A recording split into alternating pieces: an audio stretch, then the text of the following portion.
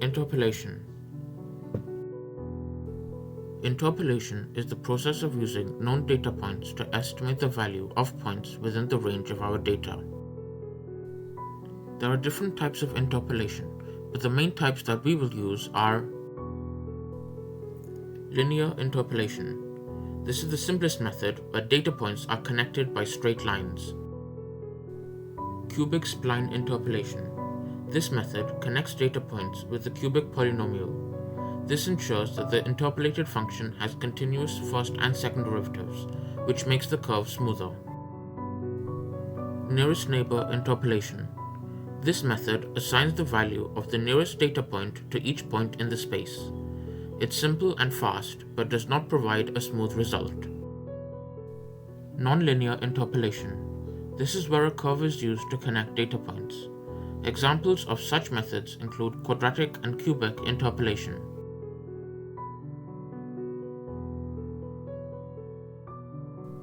Here is an example of each of the different interpolation methods. Lines 1 and 2 import numpy and the interpolate 1D function from scipy.interpolate. Lines 5 and 6 provide example data to be interpolated. Line 5 creates a list to hold the x values, and line 6 does the same for the y values.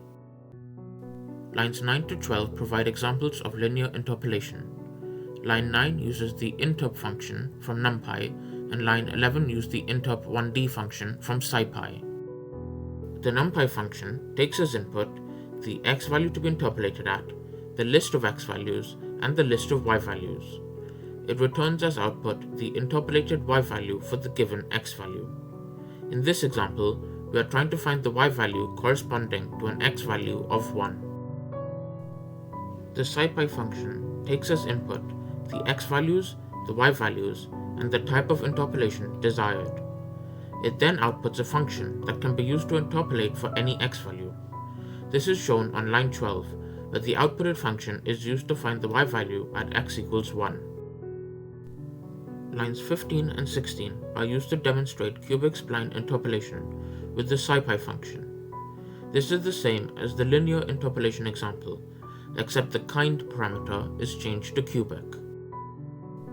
Lines 19 and 20 demonstrate nearest neighbor interpolation, and lines 23 to 27 demonstrate examples of nonlinear interpolation. These include cubic and quadratic interpolation. Try writing and running this program, and if you have any questions, problems, or if you are unsure about anything, feel free to leave a comment and I will do my best to answer them.